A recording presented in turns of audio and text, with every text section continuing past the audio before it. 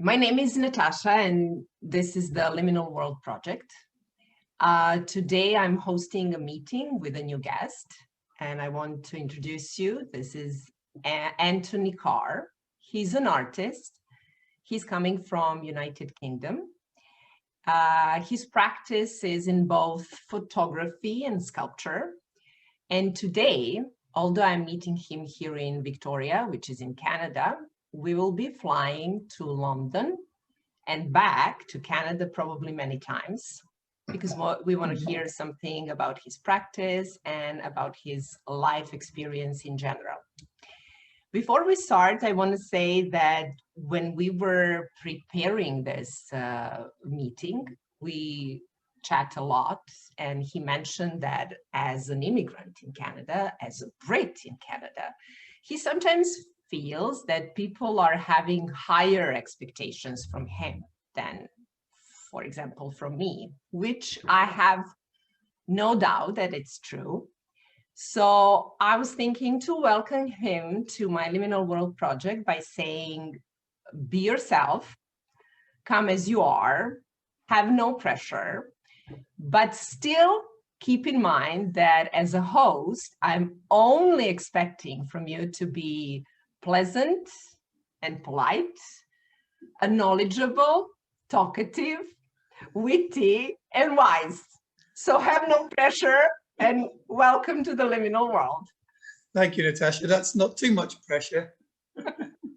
Anthony, please introduce yourself. Okay, I promise I will be brief. So I was born in the UK in the late 1970s. And I was actually born in London because I'm a twin. And I have a twin brother that lives, identical twin that lives in the UK. Actually, he lives in London.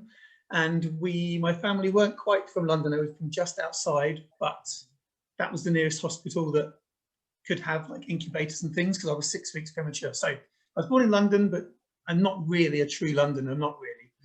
I lived outside of London until I went to art foundation, so art college. So I lived about an hour away from London with my family in a small town, a very nice, very normal English town in Bedfordshire. So nothing particularly special, a little market town. So it's got a bit of history, but you know, just a classic English town really.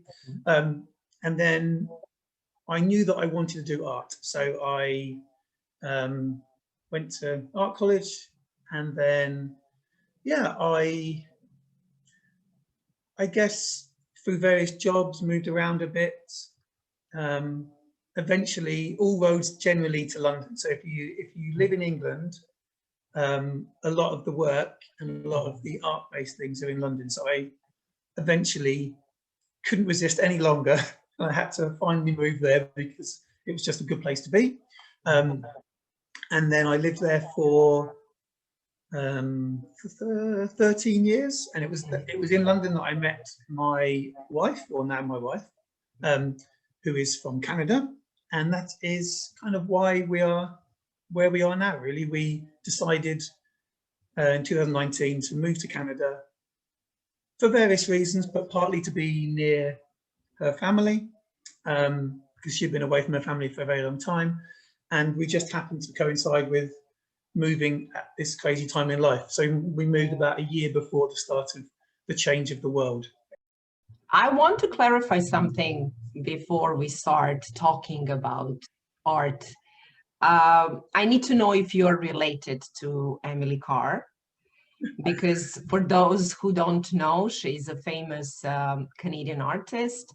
She's originally from Victoria, where we are both currently living. So like the first question that comes to my mind is like, does he have anything to Emily Carr? Unfortunately, I don't. I didn't actually really know her that well or know of her. She's very famous in this part of Canada because she's part of the group of 7, or unofficial part of the group of 7. And actually, it wasn't until I met my wife in London and she introduced me to Emily Carr. And there was a big exhibition in London a few years ago that was kind of the first large show of her work. So she's just starting to get known there, but unfortunately I am not related. Although, funnily enough, my sister-in-law's name is Emily. So if I'd have married her instead, she would be called Emily Carr. Yes, yes. It's a quite coincidence that you have the same last name, you're both from England, and you're both artists. So Yeah. one must ask him, you know, himself, is this coincidence or something? There is something behind. You know what? Okay. I would love to be related to her, because she was an amazing artist, quite an interesting person. I liked her connection to animals. She was a real sort of like animal lover, and a bit of a maverick, and a bit of an oddball, but in a good way. So yeah. I kind of wish I was related to her, but I wasn't, unfortunately. I'm not, I'm sorry. Okay, let's talk about art, because that was your life since late teens, as I understood. So let's first, let me ask you this. Are you one of those kids who knew that one day you would be an artist? Yes, I mean, I had a few hobbies as a child. So I liked football. I was kind of football mad, soccer mad, and I also liked doing drawing and any kind of art. And so I knew fairly early on that I was interested in it. And it wasn't probably until about 14, 15, 16, sort of mid-teens, that I thought, actually, I wouldn't mind doing this a bit, you know, a bit more seriously. So I kind of had an inclination, and my grandfather, so my paternal grandfather, did a lot of illustrations. I mean, he wasn't professional, but we had a lot of his drawings around our house. So my dad did a lot of kind of engineering drawings. So my dad, even though he worked in a bank, he actually was a very good drawer and draftsman. So I think that's the kind of like lineage. They pass on some genes. Yeah. And my brother, actually, funny enough, my twin brother, they always say that one twin is creative and one twin is supposed to be sort of more academic. My brother is very clever. He does computers and maths, and he talks about computer languages that I don't understand. But actually, at school, he was a better drawer than me. He could draw much more realistically than me. So I think we are both actually quite creative, and he turned his creativity into software and language and engineer and computers, and I turned mine into kind of fine art. For me, when you say that you decided at the early age to be an artist, it's like he must have been a very curious child, pretty courageous, and you know, he was thinking out the box, and you know, wanted to explore, wanted to discover both worlds, or to express himself. So every artist actually has its own path, and I want to hear what it took for you to become one. Okay, so I like drawing, so I knew I wanted to do some kind of art stuff at school. So I did an art GCSE, which is what they do in England. It's like a kind of a high school course. Actually got a diploma, and then I went to do A-level art. And actually, I only got a B, so I wasn't even like top of the class. I was just kind of above average, I guess. B, it's not average. Okay. Almost there. But I'm just trying to say, I'm not like a child's like wonder or anything. I'm not even. I was always kind of good. So I thought I was very keen, very curious. I wanted to do more art. So to get funding to do art at university in England, you have to do a foundation course first, which is kind of like an introduction. So you do a bit of painting, photography, some printmaking, textiles, illustration, design, everything. So what the idea is that when you're at school, it's quite traditional. You do a lot of drawing, you do a lot of kind of quite traditional art. And then the foundation year is supposed to expand your mind. So that, you know, just to expand your creativity. So to say that, you know, everything can be art, design can be art, architecture, everything. So you have a foundation course, and the idea of that course is then to help you to decide what you want to do. Unfortunately, I still, after that course, couldn't decide what I wanted to do. Okay. So I chose some university courses. So I wanted to carry on doing art. So I chose some fine art courses that had I found a kind of a general first year, so I could continue to, I guess, experiment, because I really like that. Yeah. The foundation year, Mm-hmm. yeah, exactly. The foundation year was all about trying things out, being very open, because in life you can get quite closed off, and art is supposed to be experimental and just about opening up. So, Widening. Yeah, widening your influences, widening your experiences. So I chose a couple of courses that had a very loose first year. Unfortunately, the first course I didn't get in, and the second course was actually full. So now I couldn't get in either. And so I was just at a point where I knew I wanted to still do art. And fortunately, my tutors on my foundation, they knew, they made some calls. They made a couple of calls and they said, look, Anthony, we've got you an interview at Winchester School of Art, which I'd never heard of. I didn't actually know where it was. It's in England, but it's in the South Coast. And so I went down for an interview and they said, we like your work, we like your enthusiasm, but the course is full. I was just like, oh, another course that's full. So, but they said, we'll put you on the reserve list. So I was put on the kind of reserve. And then I thought, you know, what will be, you know, whatever happens. I got a phone call saying, actually, the reserve lists, somebody's dropped out. Do you want to take the course? And I was like, yes. Oh, yes, please. And it was in printmaking. And I like printmaking. It's sort of lithos and woodcuts and etching and that kind of thing. And I thought, you know what? It wouldn't be my first choice because I didn't actually know what I wanted to do. But I thought printmaking is good because it has got a certain amount of structure. It's very processed, a bit like photography. It's very process orientated. So you do a process, but you work creatively within that process. So there's a limit, but then you have like, you can free yourself. So I thought, okay, I'll go for this. So yeah, so I got into the Winchester School of Art on the printmaking course, and that was in 1996 I started. And then, yeah, I thoroughly enjoyed my 3 years on art courses. It was brilliant. Exposure to really interesting people from all over Europe, because they had a good exchange program and European program. So I got to meet people from all over the place. They had film studies. They had a photography, not a photography department, but they had a photography kind of resource. So if you wanted to take photographs and do photography, there was like a dark room there. There was art history, there was lectures. Yes, I tried to make the best of that. What is like to build a career in London after graduation? Well, there are lots of artists living in London, so that's why I'm asking. That's why I'm asking. Yeah. So I avoided moving to London for about 10 years nearly. So a lot of people who finish art college, they end up working in kind of the creative sector. So I was lucky enough, I started working for galleries and museums, which was brilliant. So I got to work with other artists, and I got to work with not only at the galleries, so pretty much everyone else who works at galleries are also artists or creative people. But then I got to work with artists who were in the shows.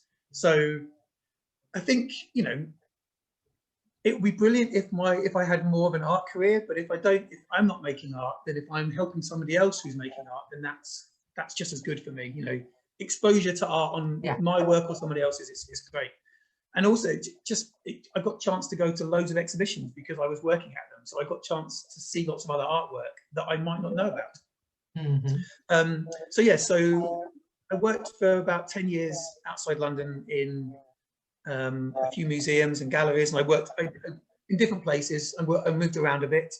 I also spent a year in Australia as well. And then I really wanted to move to London because I really wanted to give it a try. It's a bit of a risk because it's quite an expensive place to be, especially if you're an artist, and because the arts sector in England, it's known for not being well paid, but that's I think in every country. Yeah. And so it's quite risky. But when a friend of mine said, Anthony, I've got a job in London as a teacher, do you want to move in as a roommate? And I was like, you know what? Why not? You know, why not? So I think we've talked before about non-decision or making decisions or not making decisions. And I think, but with an open mind. You don't But with make open mind. decisions, but you always have that curious open mind, and you know, why not? That can change the game. Yeah, so university was a kind of, not a non-decision, but I got sort of, my decisions were changed, and then I managed to get to Winchester from a reserve place. So I'd say that was kind of like help for a non-decision. And then my friend saying I'm going to move to London, I was helping him. I was like, okay, I haven't had to decide. I'm just helping. I'm going to go with you. You've made the decision, and I'm going to see how it goes. So I kind of, you have to take these opportunities, I think, and you have to grasp the opportunity. And when he said to me, I'm moving to London, I was like, yeah, I'm going to take that. So I had luckily just started working for the Tate about half a year before. So I knew I had some work, but it was only freelance, not full time. But I realized, I thought, you know, this is my friend. We can share the rent. It's not too expensive. He wanted to live halfway between central London and where he was working. And actually he was working just slightly outside central London. So it wasn't too expensive. We found somewhere that was affordable for us. And we lived there for about 18 months in this flat, and then I changed flats. But yeah, he was the kind of impetus to move to London. And then once I got to London, I worked at a lot more galleries. I met a lot more artists, so many artists. But yeah, as I said at the beginning, competition is very high. So you have to keep trying.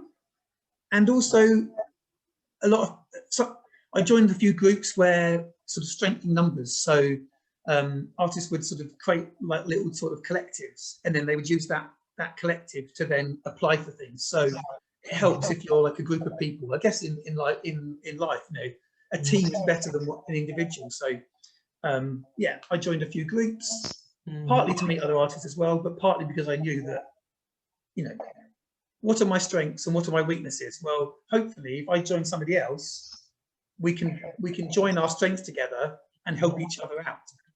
Once I check your bio on your website, I actually found out that your artwork went to around the world. I found out that people in Poland, Australia, Austria, and all over the United Kingdom, they get a chance to see your art. So have you been to all of those exhibitions, or you are the one who is actually staying in England while your artwork is taking a tour around the Europe or world? What is the deal? Are you going to those exhibitions, or you're just, I don't know, staying at home while your work is doing the job for you? I wish that I'd gone to all those places. Some of them I have gone to. I mean, the Australia show was actually during the pandemic, so that was, okay. I sent them. It was a film piece, and so they projected it into, actually in the desert in the middle of Australia. I actually was very jealous because I really wanted to go. I have been to where it actually was shown, or very near to where it was shown, many years ago, 20 years ago, nearly. So I've been to some of the places my work's gone to, and then especially one in the UK I have, and I went to one that was in Vienna, and I've been to the one that was in France. But yeah, I think my artwork has travelled more widely than I have. Let's talk about South France. That's one of the interesting tours. So it's a South France. Can you say more? It's a nice festival. Come on, say more.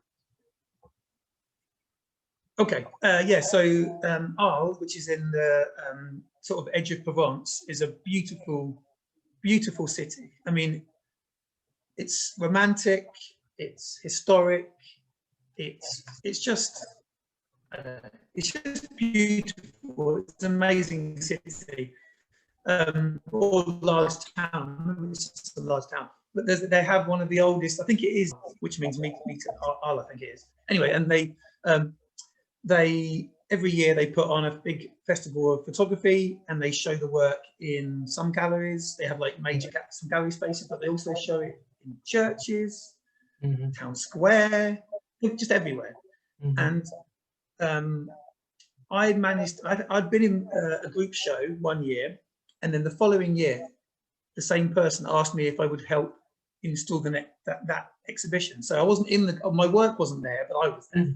And I said, yeah, you know, and I said, look, don't even pay me, just pay me to stay there, pay me to fly there. That's it. That's good enough. And so she said, yeah, of course. So I was there for a few days installing the show, and then my wife Shannon came over, and then we had like a little mini 3-day holiday, but it was actually to enjoy the festival, because so much happens at the festival. You could spend every hour just looking at artwork, looking at photography, and all around Arles. We went to an amazing exhibition in a church that was just, it was perfectly sited. It was the work was all these kind of rooms, very angelic, but all about light and dark, and it was perfectly placed in this church. I mean, they couldn't have chosen a better venue. So yeah, so the festival itself is amazing. There's projections, they have talks, and I was very lucky to show in it, but then even luckier to then go the following year and actually see the exhibit, see the festival. So yeah, so if I can say, if you ever get a chance to go to Arles, you have to go. I mean, even when the festival's not on, just as a city, and it's amazing. But when the photo festival is, it's brilliant. Let's move now to Canada and talk about this process of immigration, which is kind of newish for you. I'm in Canada for the last 10 years, and I know that immigration has a lot of phases. I used to believe that people from UK are not experiencing, not just UK, Australia or South Africa, are not experiencing the immigration in the same way, mostly because of the language. Like, you don't have a language barrier, and sometimes language is related a lot to a culture. So to me, it looked almost the same. So there are a lot of similarities, so it's easy to just come on board and join the crew. But I found out that a lot of people don't feel that way, and that many people from UK are experiencing so-called cultural shock. I want to hear what was your experience of immigration in 2019. Okay, yeah, I mean, the first thing I say is that Canada was very, very welcoming. So from the very beginning, I felt like they wanted me to come. So it was a very warm and easy process for me as a spouse. I mean, obviously everyone comes to countries with different situations, and I totally understand that a lot of people have a lot more difficult or a lot more hurdles to go through. For me, it was fairly straightforward to come to Canada. But yeah, once we arrived, I suppose there are a lot of similarities to the part of the UK that I'm from. So the weather is very similar in Victoria. Which means nice. Which means nice. Same sort of temperature. I mean, we chose Victoria because we've been here on a visit for a few days many years ago, because Shannon's family are actually from Vancouver. So we had visited. I've been to Vancouver a few times, and in the 12 years that I've known my wife, we had come a few times. So yeah, backwards and forwards. So it wasn't the first time I'd ever been to Canada. So I kind of knew what to expect in a certain way. But obviously I'd never lived here before. And we chose Victoria because we really Shannon wanted to change. We both wanted to change. We felt it had a nice pace of life, slightly slower than maybe Vancouver, and certainly slower than London, but actually that's what we wanted. We wanted to be more outside, so more outdoors life, and just walk around, cycle, not necessarily drive. Don't have to get the bus everywhere or the tube. Yeah, so we chose Victoria, and yeah, it is very similar in quite a few ways to England. Obviously, the language is mostly the same. There's obviously subtle words that are different, which I'm getting used to, but language is mostly the same. Do you know what? The attitude is actually quite different, I would say. The people are very different. The people in Victoria are more like the people in the north of England. And I think that's partly because they have more time. So London is so busy, people don't really have time for strangers, whereas Victoria, people have time for you because they're not rushing around quite so much. It has a very different feeling to it. And so I think obviously I have the same problems that anyone has, which is finding work, meeting people, making friends. You know, that's the same things that everyone has. I guess easier for me is the language. I speak the same language, so I haven't got to worry about. And you know, we've got a connection straight away, or I can communicate much easier. The first year in every country, a new country, is usually very hard. And do you remember how did you spend that first year? Especially when you need to, you know, find the apartment, find the job, you don't know anybody, you don't know where to buy things. I used to have that problem, like where I'm supposed to buy meat. You know, if I go to general stores, I don't feel well when I eat those foods. So it's like I needed time to map. I said that I need to find time to where are the places that I would consider normal to go on even on a daily basis. Like, where is the best coffee for me? If I want to just chill, which beach is mine? Like, where is the spot? Where is the park where I can meet people? So how did you spend that first year? We did a lot of exploring, a bit of the same as you. So we had an Airbnb. So when we first arrived, we actually arrived in Vancouver, where Shannon's family are, and spent a week there just getting things like mobile phones, bank accounts, kind of boring stuff, just to set ourselves up. And then we had an Airbnb in Victoria for 3 weeks. And the idea was that was going to be a chance to look for somewhere to live, maybe even look for some work, because actually we came to Canada with no jobs. So we came here completely clean slate. So, you know, which is risky, but very risky. But actually, do you know what? It was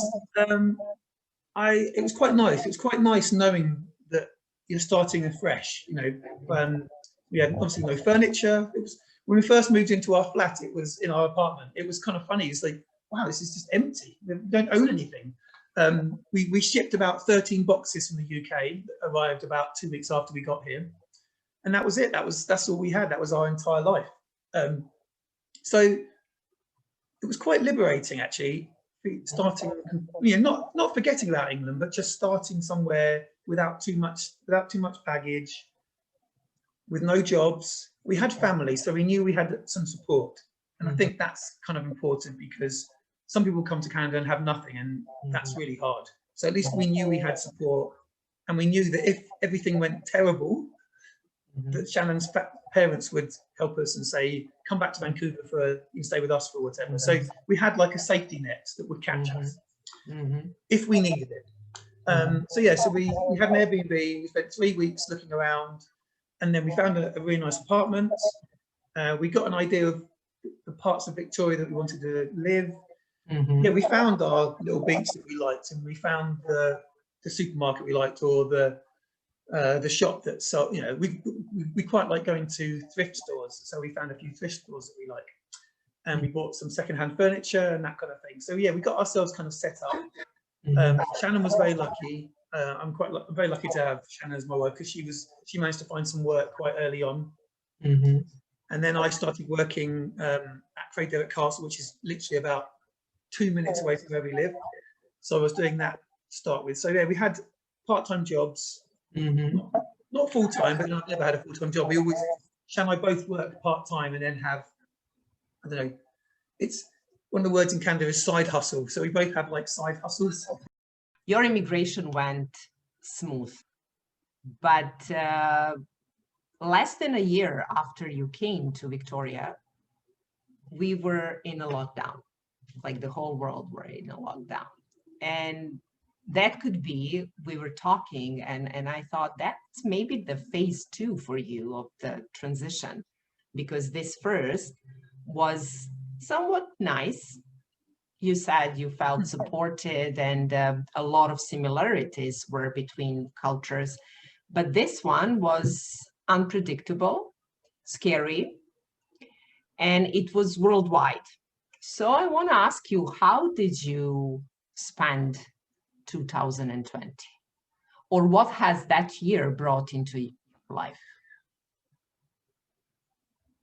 Yeah, I mean, we just started to get things just started to happen. So we finished, I guess we'd finished phase 1, which was settling in, finding our feet, getting work. And then the very start of the year, I got some work at the Royal BC Museum.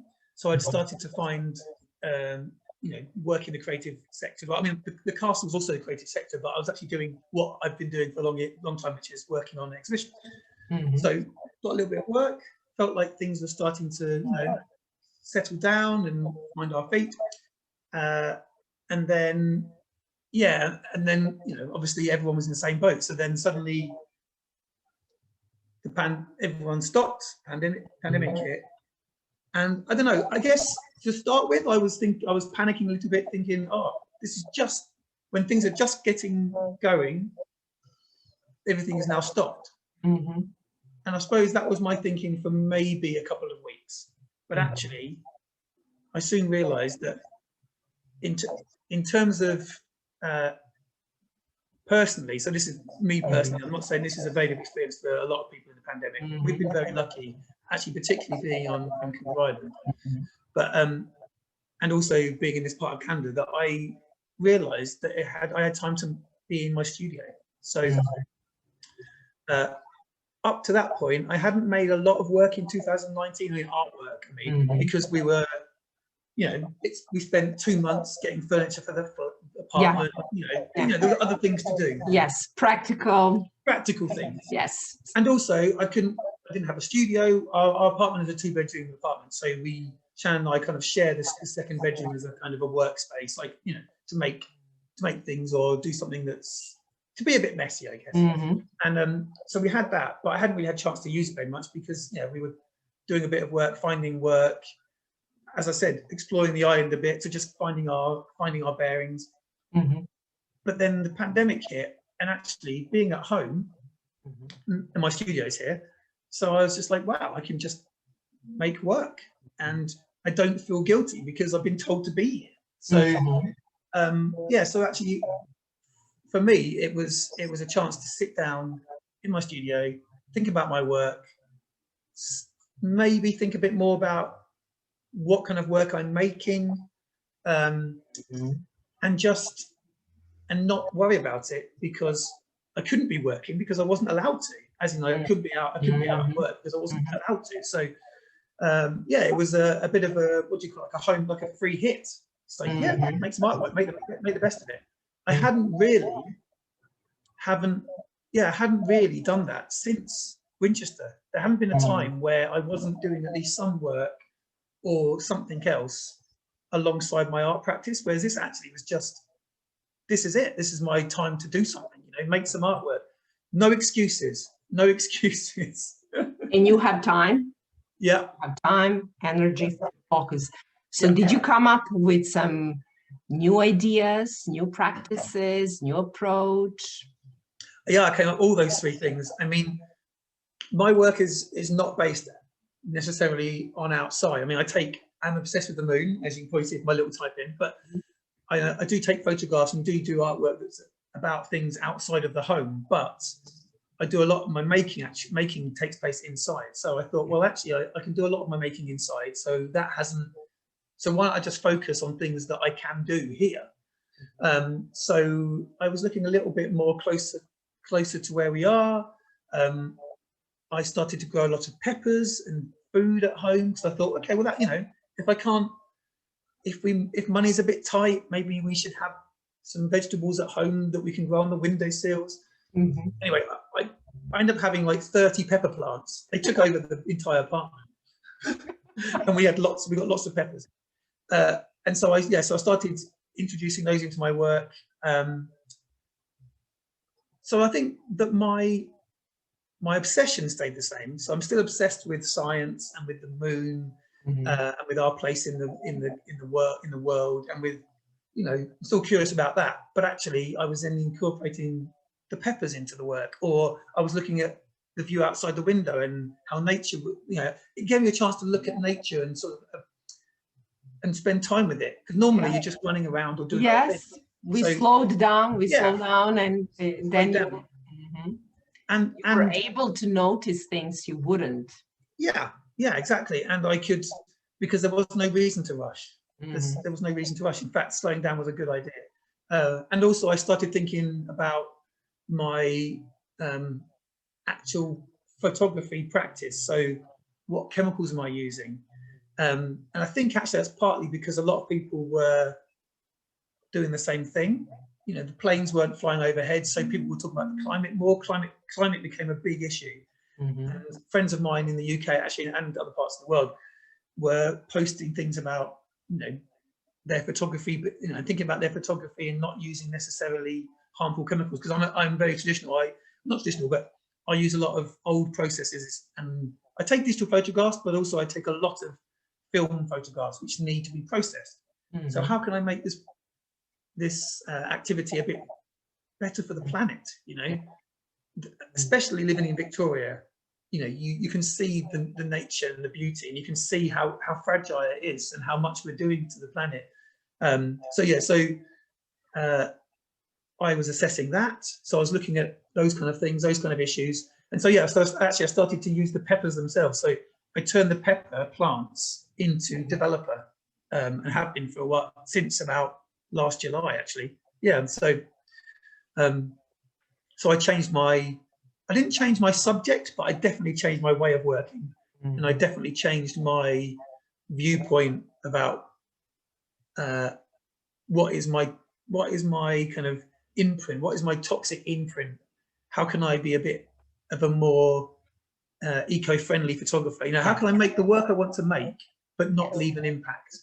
I want to mention that you also had good collaboration during this lockdown with some individuals and museums from Wales and Australia. So can you say more words about that? Yeah, I mean, this probably goes back to what I was saying before about my work traveling more widely than me. And one of the other positives about the lockdown is that a lot of things went online. So, I mean, I said before about how amazing Arles is, the experience of being there and seeing the shows. And obviously you can't recreate that online because that's something you feel. You have to be in the experience. But certain parts of it you can create. So you can have talks, and you can have the exhibitions. You're not actually in the church itself, but you can see the work. But yeah, things like talks and interviews, you can do those obviously like we're doing now. They're easily done online. So the lockdown and the pandemic has actually allowed me to attend virtually lots of things that I wouldn't go to see. So I've been to, I think actually I've listened to at least one talk every single week, probably more than one, on art and photography since last March. So loads more than I would ever have seen or heard before. And the Australia thing came about because that was something you could send via the internet. So the actual thing was a festival, but because a lot more things were online, they advertised it online. So I saw it and I applied. And the Wales thing was a gallery connected to a university in Wales were doing an interview series where they were a bit like you're doing now, or like the way we're doing now. So asking artists, how are you coping, or what are you doing in the pandemic? How has your life changed? How has your art changed? So, and they asked for submission. So I sent a little, you know, a little bit of information, and they said, yeah, please record an interview. So I recorded myself talking about my work, talking about my peppers. Yes.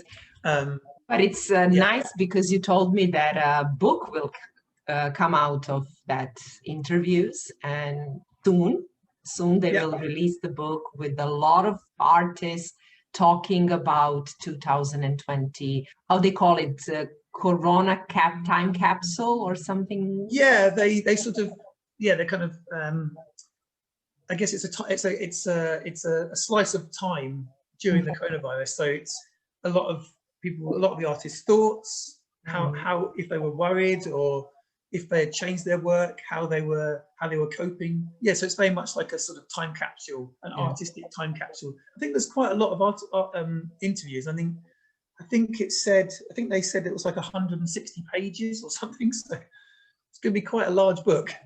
I didn't know, but you have introduced me with some exhibitions, public exhibitions that were in Victoria during 2000, and it will continue. So this year and until January next year, there are a lot of public spaces which are, if I can say, beautified with some artwork.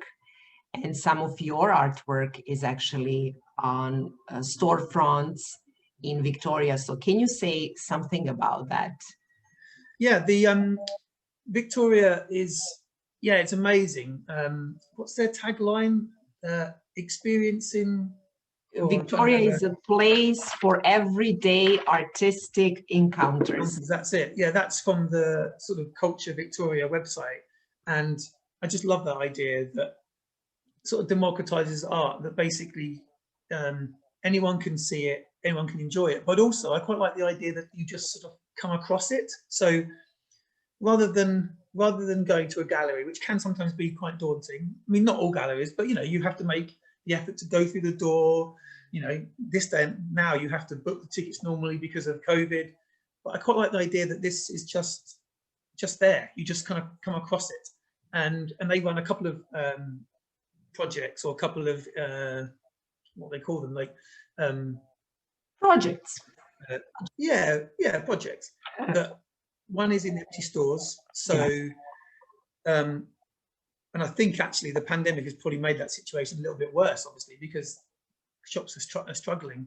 And so to make, it does two jobs. One, it has the encounter with art, but also it makes the city look a little bit brighter and a little bit less, less negative, because obviously an empty shop doesn't look look great. Whereas if there's artwork on the outside, so they've got sites around Victoria, and my site is on the Crystal Palace, Crystal Gardens. Yeah. Yes. On Douglas. Yeah, on Douglas. Yeah. Is it Crystal Gardens? Is that what it's called? I think. Yes. Which I've got a sort of affinity to, because it reminds me of lots of the greenhouses and things and those kind of large buildings in London, actually, in the UK. Anyway, so I've got a piece of work on the, I've got like an image on one of the shops there, which is of ferns. And they also have so that's the empty storefront, and they have like a kiosk and sign one where the signs around Victoria, where the maps are, where to help you orientate yourself around the city. They have like a piece of artwork, like a picture or a drawing or whatever, that's along down the side. So, and I think it changes every 3 months. Actually, my one of that project just came down 2 weeks ago. I think they've now rotated it. So every year they have they rotate it every 3 months. So they have a group of like 8 or whatever it is, or 6. Then they change it and put new ones up and change it again. So the idea is that when you go back there, you might see something new, and it also gives more artists a chance to have their work outside. So I was lucky enough, very, very fortunate. They chose my work for both the projects, different work for both projects. So that, it was beautiful. Yesterday I took a walk with my kid. It was Sunday, and she told me, "Mom, this looks like a treasure hunt," because we wanted to find your work, but we didn't see it. I have to be honest. We have to go. Yes, maybe we have to repeat this coming weekend. But we were going from one store to another, and she was like, "This is one, and there is another. This is like a treasure hunt." I was delighted to learn that you have one more artistic expression, which is quite impressive, like photography, sculpture, what did you say, printmaking, and now I found out that you are a great swing dancer. From last year, you became vice president of Swing Dance Association of Victoria.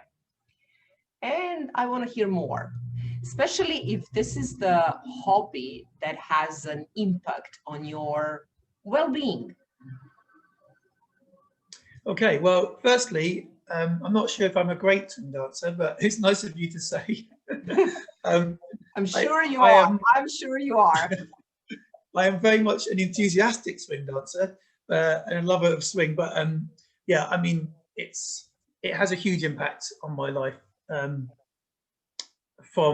mean, the just purely in terms of we were talking about phases of immigration and moving somewhere. Well, it had a massive impact on that because there was already a support network in Victoria. So there was swing dancers here. So when we first got here, we looked up where the dances were, we looked up where they were going, and then you can go to the places and without even knowing people's names, because you don't always ask person's name before you ask them to dance. Sometimes you do, but not always. So, you know, without even knowing people's names, I was already dancing with them. And of course, that just helps you to be part of a society and part of a community. And then, of course, you get to know them, you talk to them, and then you know, it's just a support network. I mean, and that's not unique to Victoria. That's across the whole globe.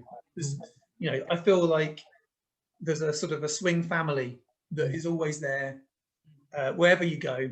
And so they certainly helped us to settle in and make it an easier transition from the UK to Canada. And then also just in terms of life and in terms of dancing anyway, it teaches you so many skills. So, and all the skills that I would say you need in life. So communication, just social skills, patience. You need to have patience when you're dancing. Yeah, it is. I don't mean because you're person you need to be patient with, but just because, you know, you might not have a chance to dance, you have to wait for the next dance, or, you know, it teaches you so many life skills, and it's fun. So it's a really good way of exercising as well. So, you know, I used to use that as a great form of exercise and just keeping fit. Just, you know, just by doing lots of dancing, it's good for your mental well-being because you're lots of endorphins and you're feeling great. You know, listening to nice music, and you really feel like, I guess it's a bit like going to a sports event with fans of the same team. You're all doing it together. You're all, you know, you're sort of a collective activity. It's brilliant. I mean, it is so good for well-being. And in one moment you told me, Natasha, a lot of Brits are actually pretty nostalgic. Yeah. About the 40s. And you said, if you wanna, when you see the swing dancers on the podium, watch for those who are dressed up, because those are probably Brits. So is that true? Yeah, I mean, they might be on all the podiums, but definitely if you went to an international dance event, the Europeans and the Swedes as well, but the Brits, they do make a big effort. I think we do like, because we really like vintage. In England, we're a big fan of the vintage kind of scene and clothes. So yeah, so if you go to an international event, you're very likely, if you see somebody dressed up, like really dressed up, there's a chance they could be from the UK, or certainly from Europe, but probably from the UK. And I'm not saying that North Americans don't dress up, but not to the same, just not to the same obsession. We love it in the UK because it's more than just dancing. It's the whole thing. Okay. Like, there's it's a whole culture. It's a culture of it. There was an event before that was held in October every year in England, and it was a rock and roll and rocker and rhythm and blues festival. It was huge. It took over an entire kind of village. It was massive. And the first time I went there, I was dancing, but I didn't have that many like 40s clothes or anything. So I wore smart clothes, just smart clothes. And when we turned up, I realized how obsessed the Europeans are at dressing up, because everybody, we're talking like not hundreds, we're talking thousands, maybe like, I think it's 2,000 people, something crazy. Everybody was dressed up in 40s, 50s clothes, 30s clothes. and I was just amazed. I mean, I guess it's an excuse to like just to be smart and just to like leave reality for a while. That's nothing about dancing, is you can just forget. Good thing about dancing, I guess, like most other forms of going to the gym, you can forget about work. You go dancing, you have a nice time. It's a break from your like stressful life or whatever, and it's a healthy way because you're also meeting people and interacting with people. So yeah, I started dancing actually when I first moved to London, and I'm so glad that a friend of mine kind of dragged me there. And another non-decision. It wasn't your decision. It wasn't my decision. But you open up for a new experience. I was open. I was open. Your recipe for life. Yeah. I was open for it, and up until that point, my friend had started dancing, who I was at work with. But that's when I was working at Tate. I was living away from London, and she said to me, "You got to come dancing." I was like, "Oh no, I can't go after work. I have to get the train home. It's too late." As soon as I moved to London, she said, "No more excuses, Anthony. You live here. You can't say no." I was like, okay. So yeah. And do you know what? That was such a great, I'm very grateful that she was persistent because, yeah, as I said, it's a huge family. Yes. That, yeah. And phenomenal life skill. Thank you, Anthony. Thank you for accepting my invitation. Thank you for coming to the Liminal World and sharing a bit about yourself, your life experience, your culture. Wish you all the best and hope to see you soon. Thank you, Natasha. It's been a pleasure talking to you. I hope I was witty, intelligent, pleasant, knowledgeable, talking. I guess fingers crossed.